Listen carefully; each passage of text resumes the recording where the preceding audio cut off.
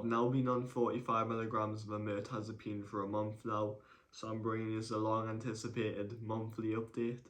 In terms of the most important thing, my mental health, it's been rocky.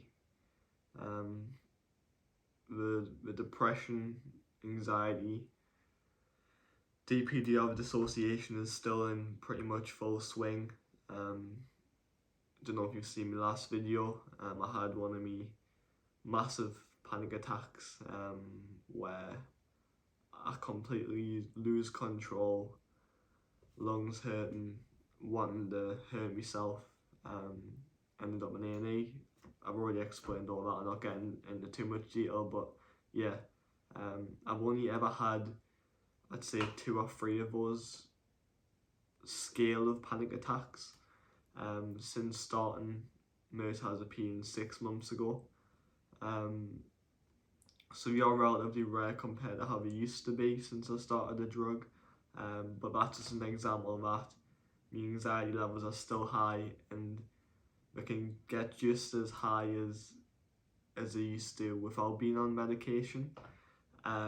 So it's not like the Mirtazapine, even this high dose, the top dose, still doesn't prevent me anxiety from reaching Mount Everest scale levels of suffering. Although I would say maybe my general levels of anxiety are maybe slightly lower compared to how they were in December, but a reminder, I was put on this med to help us eat, and in December I was really underweight. I hadn't ate properly in a month or 2, and I was really suffering. So I was like, trigger warning, 99 pounds. I was up to 120 pounds at one point. I think I've dropped to like 117 pounds now, possibly lower. So yeah, it helped us eat, which in turn reduced the anxiety because I wasn't going to die of starvation. I was getting more steady intake of calories, but I still feel very out of control in terms of the dissociation. Still nothing feels real. I'm living in this bubble of suffering, although I don't go into each day with that kind of mindset. I try and take on each day and just get through it and not be a victim. I never try to be a victim. It's just when I'm articulating how I feel in general, I want to be honest in terms of my feelings. Even though I want these videos to help people out, I need to be as honest as possible in terms of what I'm going through to make sure I'm painting an honest picture.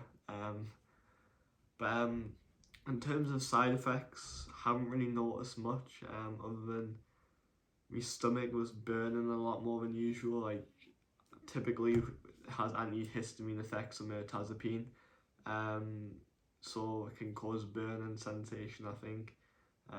But it was really bad the last couple of days, and the nausea as well. I don't know if this is a side effect, but the nausea was quite bad even today.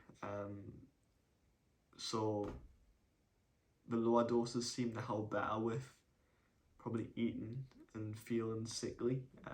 It seems like the nausea is kind of poking through to the surface recently in the last couple of weeks. I mean, last night I only had about 1400 calories in total for the day. I had 1600 a day before that, which isn't good.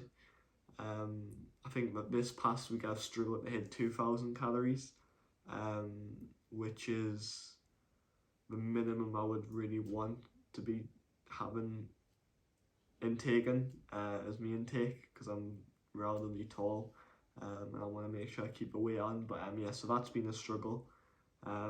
Last night as well, I fell asleep when I didn't want to. I had only been awake maybe 13-14 hours, and a lot of it was spent in bed, but I still got so sleepy I fell asleep while watching a movie, even though I wanted to have more food. I needed more food, but I just couldn't stay awake. So although the sleepiness seemed to wear off when it up to the 45, because the 30 was really sedating on the evening, it appears that the 45 is knocking us off to sleep as well again, after being on it for a month. Maybe it was a lack of food that made us more tired, maybe not. I can't tell. I'm just kind of blurting everything out. But yeah, I still feel really depressed, anxious, all the above, and I'm gonna try and eat as much as possible today, but I'm concerned about my calorie intake. I don't want to lose weight. But yeah, I see my doctor again in probably like 3 weeks time, so we're gonna have a review then. So I would have been on 45 milligrams for nearly 2 months when I see my doctor next.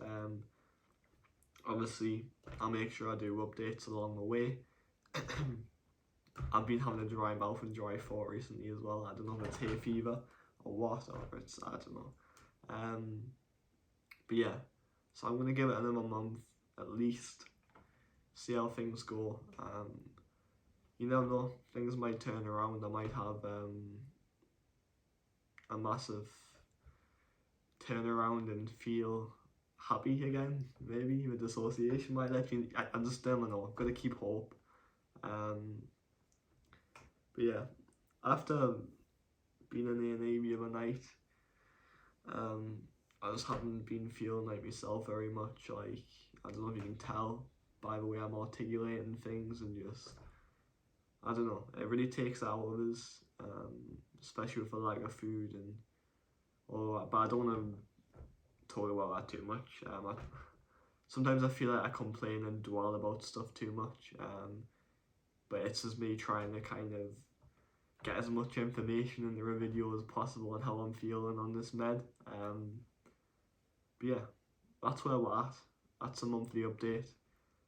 Just gonna try and keep hopeful, keep hope alive, and keep myself going, keep myself alive. Like, just because things do get really intense. Even just an hour ago, I was feeling really nauseous, and it really, I don't know, it really hurts. It's not just the nausea in my stomach, it really hurts my brain and my body, to go through that.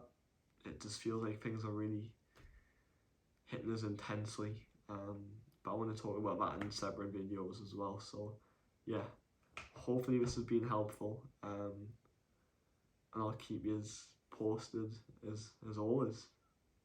Have a cushy day.